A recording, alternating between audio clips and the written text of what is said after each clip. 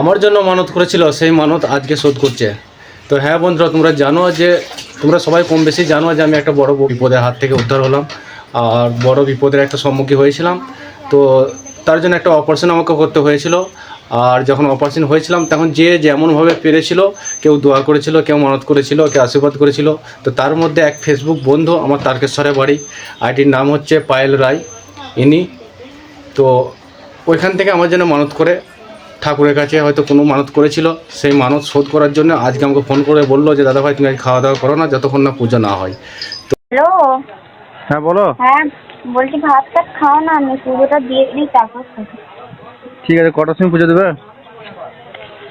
এখান থেকে যাবো তো বেড়ে যাবে, মানে চা টা খাবে, শরবত শরবত খাবে। দিদিভাই আজকে আমার মানত শোধ করছে। তো দিদিভাই এমনি খুব ভালো মনের মানুষ, না হলে সে তারকেশ্বর থেকে আমার জন্য মানত করতো না। খুব পরিষ্কার মনের মানুষ, খুব ভালো মনের মানুষ, আর ভালোবাসে আমাকে খুব, যার জন্য মানত করেছিল। তো আমি বলেছিলাম যে মানতটায় কত খরচা বলো, সে টাকাটা আমি দিয়ে পাঠাবো, কিন্তু সে টাকা নিতেও রাজি হয়নি। অনেক অনেক ধন্যবাদ, অসংখ্য ধন্যবাদ আমাকে এত ভালোবাসা দেওয়ার জন্য। আর আমার আরও যেসব বন্ধুরা আছে তাদেরকেও অসংখ্য ধন্যবাদ আমাকে এত সাপোর্ট করার জন্য, এত ভালোবাসা দেওয়ার জন্য। তো যেসব বন্ধুরা এখনও পর্যন্ত পায়েল রায়ের সাথে যুক্ত নাই, সেই বন্ধুদেরকে বলবো যে সবাই জলদি জলদি পায়েল রায়ের সাথে যুক্ত হয়ে যাও, কারণ খুব ভালো মনের মানুষ, পরিষ্কার মনের মানুষ। ভালো মনের মানুষ না হলে সে তারকেশ্বর থেকে আমার জন্য মানত করতো না। তো অসংখ্য ধন্যবাদ, সবাই ভালো থাকবে, সুস্থ থাকবে।